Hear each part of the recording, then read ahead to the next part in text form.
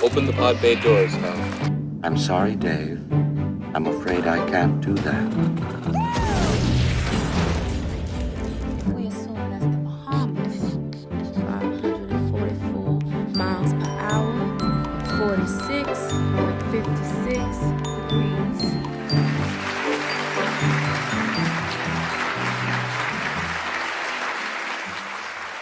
So many people have come up to me and said, wax on, wax off, or Daniel-san. Yeah, I was thinking I might grab this for a pointer. Okay, manifesting mental strength to promote physical performance requires sort of a background approach. And the background approach that I want to start with is looking at improving physical performance, because I think that's what athletes generally look to when they think about competing. They want to improve their physical performance, right? And then I'll help you to understand how the mental part can come into play to help you with your physical performance and overall better performance. This is one thing that we want to keep in mind. Mr. Miyagi taught Daniel, the secret to karate lies in the mind and the heart, right? Okay. So in physical training, there are several systems that come into play and are enhanced. The major systems that are developed in physical training include the cardiovascular system, and with the cardiovascular system we see, with improved performance, we see changes in the blood, mainly with the hemoglobin and the ability of the blood to carry oxygen. We also see changes in the heart. The size of the heart in the athlete increases, and especially so in endurance athletes. So much so that in the medical field, the enlarged heart in an athlete has become known as the athlete's heart. And physicians like to be able to distinguish that from an enlarged heart that is diseased, because first response, they might look sort of the same. So the cardiovascular system does change an awful lot in development of in physical training. The respiratory system also changes quite a bit. The capacity of the lungs to move oxygen and also to utilize it increases. The musculoskeletal system changes. Skeleton gets stronger, the bones get stronger, and the muscles enlarge. More so in males than in females, but in both men and women, we see changes in the musculoskeletal system that help to improve performance quite a bit. And then the nervous system is another one of the major systems in the body that we see developed with physical training. The nervous system, including the brain, the spinal cord, and all of the nerves. And this is most notably seen in practice, whatever practice performance that you're doing, practice and training. The more you do it, the better you get at it. And in developing coordination and developing skills used for whatever sport that you're involved in. The athlete's most important asset is the brain. And so this is this is a little figure here that I thought was awfully cute about strengthening your brain. Let's just look at the functions of the human brain, and so you have a general understanding of why it's so important to include mental training techniques into your physical training. The red part right here is the frontal lobe of the brain, and this is involved in problem solving, emotional traits, reasoning and judgment, speaking, and voluntary motor activity. This whole part of the brain right here and running over the other side is all involved in motor control. You can see it's very close to this problem-solving area. It's very close to the emotional area, and all of this area has many connections and communications between the two parts. It's all mind and body connected right there. The blue part is the temporal lobe. It's involved in understanding language, behavior, memory, and hearing. Also has connections into the frontal lobe. The yellow part is the parietal lobe, knowing right from left, sensation, reading, body orientation. And then the occipital lobe, this is where your visual cortex is located, and color perception. Even though the eyeballs are clear out here, there's long connections that go back here to the origin of those nerves. And then this part on the inferior part, lower part below the cortical tissue is the cerebellum. This is for balance, coordination and control of voluntary movement, and fine muscle control. This is the part that's being tested when a person gets pulled over for maybe some inattentive driving and the officer wants them to walk a straight line. This is the part that's involved in whether they can do that or not. The brain stem is involved in breathing, body temperature, digestion, alertness, sleep, swallowing. You can see all of those functions really come into play in athletic performance. They're all very important. One part that's not shown here but is located just above this brain stem in a part called the midbrain is a group of cells, a group of neurons, which are nerve cells, called the ventral tegmental area. And that part of the brain is functions in motivation. And so we're going to be talking more about motivation, and I want you to think about what motivates you, and also maybe you can be thinking about the film as well. If you're going to it later, try to pick out some parts of the film that motivation applies to, or where you see motivation in the athlete and in the coach. Okay, so next one. So when I train athletes, some of the questions that I ask them to find out what they want to do include what motivates you. Why do you want to do? Why do you want to take on the challenge? Why do you want to do a triathlon? And how much time are you willing to commit? By the way, this is a scene from the Auk Lake at the start of the Aukman Triathlon. This is my son Nick, and he participated one year. He's a great athlete and has a really good attitude. Motivation comes in many different forms. People are sometimes motivated extrinsically and sometimes intrinsically, or maybe a combination of those two. When a person has a coach, like you'll see in the film, if you remember parts of the film, Mr. Miyagi played a strong role in external motivation in the development of the athlete. Really, what it comes down to with motivation is having a goal initially. You can change to the next one. High achievement always starts with a dream and a will to achieve. Now, when you think about a goal in terms of a dream, the dream, I said always, but I think almost always comes first. We don't know if will to achieve comes before dream, but anyway, both of those come before high achievement. And where the dream comes from is almost so vast and so individual. We can't really say for sure where everybody's dream comes from or why people do what they want to do. But we do know that small children are influenced by what they see and what they hear.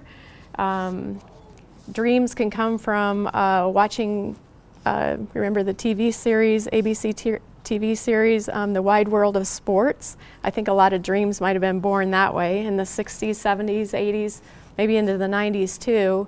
That TV series really elicited a lot of thought about dreams. Once a dream becomes a goal, once an athlete has chosen what they want to do and they have the motivation to pursue it, then that goal becomes a mission. And the mission as long as it's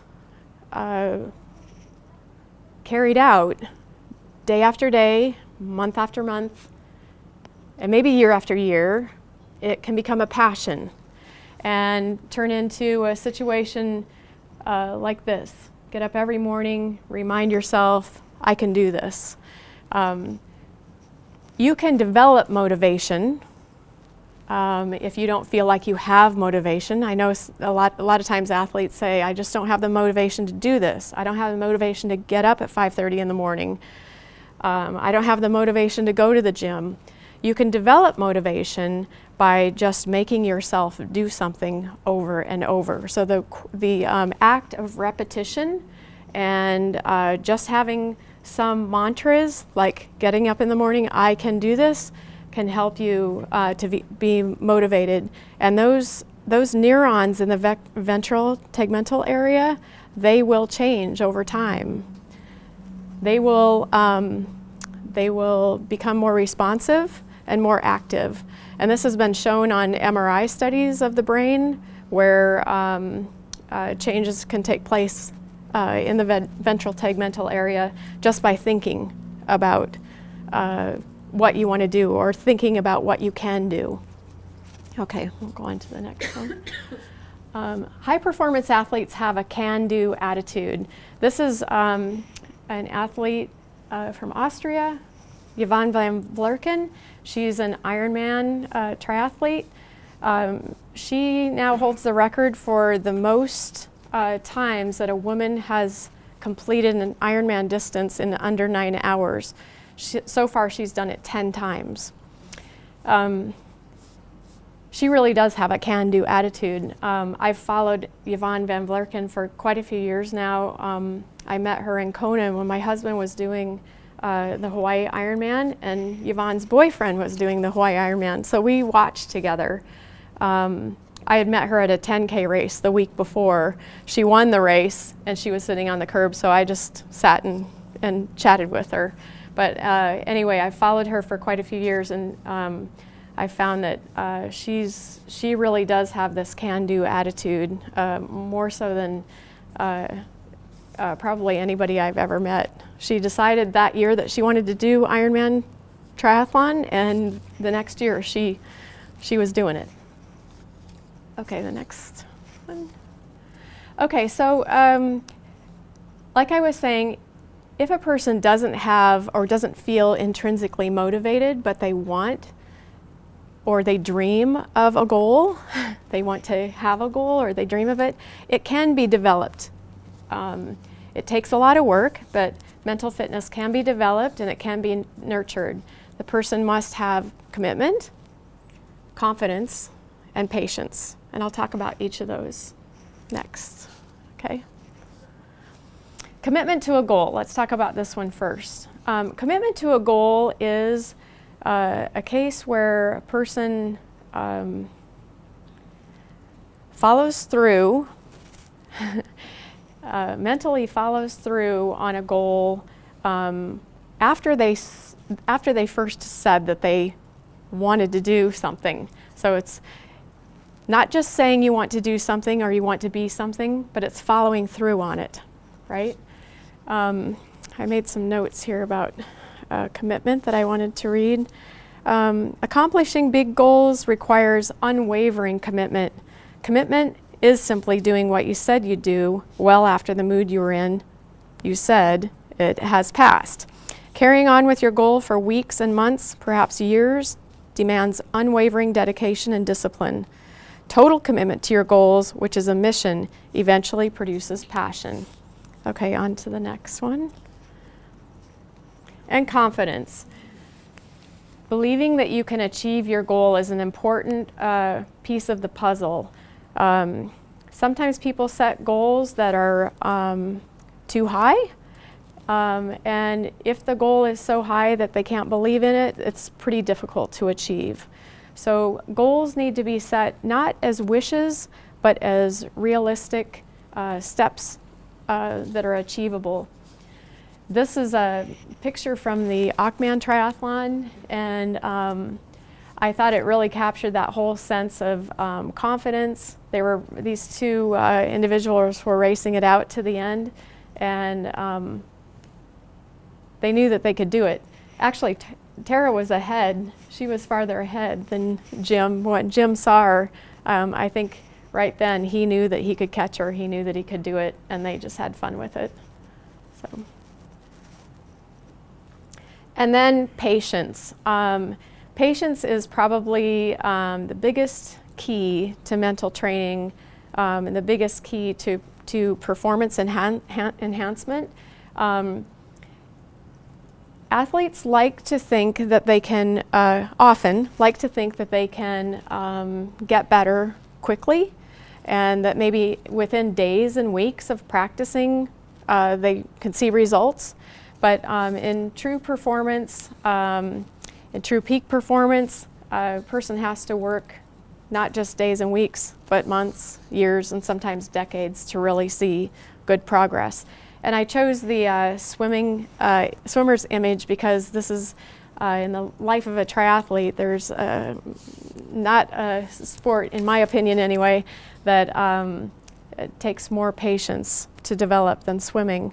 The technique of learning how to pull properly, learning how to keep your body level with the water, the kick, putting it all together. There are a lot of different components that make this a really challenging sport. And athletes, people that get into triathlon often need to develop their swimming technique and their swimming form. It can be frustrating, but just have to remember small increments in improvement are to be celebrated, and just take it day by day. Okay, next one. I know this is a terrible picture, but I think focus is one of my strong points during competition. And obviously I wasn't concerned about what the photographer was doing there, but one of the things that I do during competition is I don't think about yesterday or even the moments before the race starts. I don't think about the future. I think about the time right then, the here and now. And that's the most important thing that you can do with mental training, is practicing focus. These training techniques, mental training techniques, including focus techniques, should be practiced every day. You know, a lot of times in athletic endeavors, there will be maybe a speaker or a coach will say, okay, we're going to work on mental training techniques today, work on visualization or focus or imagery, but they really need to be practiced every day. And you can practice focus through meditation. You can practice it during your own training, but it's really a quieting of your mind and walling off of yourself so that you're not thinking about other things. You're not being distracted by things that don't matter. People ask me about this photo once in a while. I had, while I was still on the bike, I slipped out of my shoes and pedaled in on top of my shoes, pedaled in barefoot. And then I was running to transition with the bike. So you rack the bike and then get on your running shoes and go from there. So I was just trying to save time. Okay, next one there. So positive imagery and visualization. These are really strong, important tools that you can use. Positive imagery involves going to your event or going to your practice, already having thought about, already having visualized what you're going to do. So in the case of, let's say if you're going to the track, you're a track athlete, and prior to even getting into this position, you'll think about the place that you're going to be, right? You can close your eyes and visualize this. You think about going to the track, and you engage all of your senses in this imagery. The feel of your singlet, the feel of your shorts, The feel of the sunshine being outside. This is Juneau, midsummer, right? Maybe the smell of the trees in the air, the feel and the sound of your shoes on the track surface. Engaging all of your senses. Seeing yourself warming up, seeing yourself getting into a position like this one, getting in the blocks, and visualizing yourself taking off. Doing the whole workout. It can be pretty quick visualization. You don't have to do it minute for minute of what it's going to take. You can even practice this on your way to a training event or on your way to a competition. The night before an event works really well too. Just lay down in your bed and close your eyes and run everything through in your mind. Like I was saying on those MRI studies that have been done, the brain can be activated without doing the physical part. It can be activated by just doing the mental part. And the same areas that are activated when you're physically doing the exercise. Okay, so next one. Another mental training technique you can use is using power words. Positive thoughts for your mind. Saying things to yourself like, you've got this. It's possible. You're strong. Bring it on. You're unstoppable. You're loved. Today is a great day. Positive self-talk. Remember that what you say to yourself is going to be reflected in how you perform. Almost always. Think about this just for a moment. If you can close your eyes and think about the pink elephant, right? Pink elephant. Okay, now don't think about it. Stop thinking about it. Think about some of these things. Is it hard to get that pink elephant out of there? Yeah, it's really hard to get it out. Maybe even by the end of this, you'll still be thinking that darn pink elephant, how do I get it out of there? So it's really, really important to stop yourself or to catch yourself. If you find yourself in the pool saying, I'm so slow, that's the pink elephant. You want that to be gone and replace it with some of these mantras and some of these positive words. Because those positive thoughts and positive words are going to help you move forward with performance. The negative words, the pink elephant, is going to stop you. So if you continue to say, I'm slow, I can't do this, that's the level of achievement that you will get to. Okay, so next one. Another mental training technique you can do is take a body scan wherever you are. If you're just walking somewhere, or if you're training like in this running diagram, or if you're racing. So here's a familiar running form. Posture's out of balance, overstriding, heel strike, knee and joint pain, right? But when the person's in alignment, has good alignment, a good forward lean like we teach, the arms are more compact, there's a balanced forward posture, you can perform high cadence, turnover of the feet, proper foot strike. That's good running form. When people get fatigued in running, in biking, just about anything, the form can fall apart. So it's a really good idea to do a body scan, even when fatigued. Try to straighten yourself up so that you can really breathe well and get in a good position. I try to remind athletes, even in training and in competition, if they can remind themselves about their form, think about their form, try to relax, it will help them to be more efficient and they won't tire out even more. Okay, so the next one. Redefining pain. This is another mental training technique that you can use, and Mr. Miyagi sort of helped Daniel to redefine the goal. Daniel was getting a little bit tired, wasn't really sure about this tournament that was coming up. He didn't really know all of the details, but he set his sights on continuing to move forward.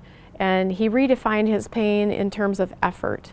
So that is one thing that you can do is, I guess first of all you have to think, is my pain really pain or is it discomfort? So I think a lot of times in athletes will say, I'm in pain or that was painful, but unless they're injured, a lot of times it's really not what I would call pain, but more like discomfort. And if you can move yourself outside, move outside of yourself, sort of treat looking into yourself as if you're a spectator. Look at yourself from the outside and define what you see. So it may be more of a case of discomfort. It may be when you get used to that feeling of training hard. When things get difficult, you can say things to yourself like, this is what I remember when I won last time. This is what I remember. This is what it felt like when I got 3rd place in the half marathon, right?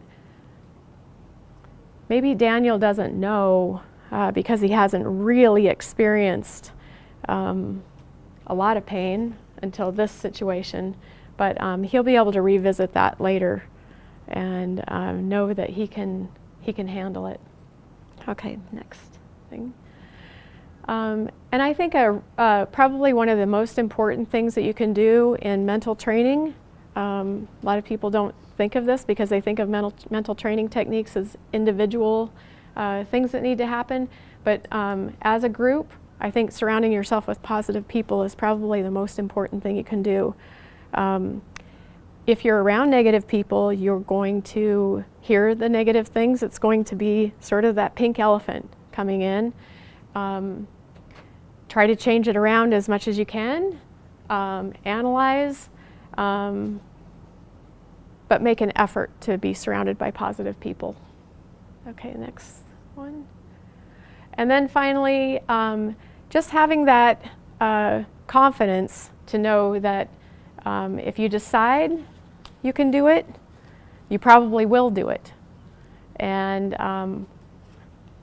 or you can say to yourself, I can and I will.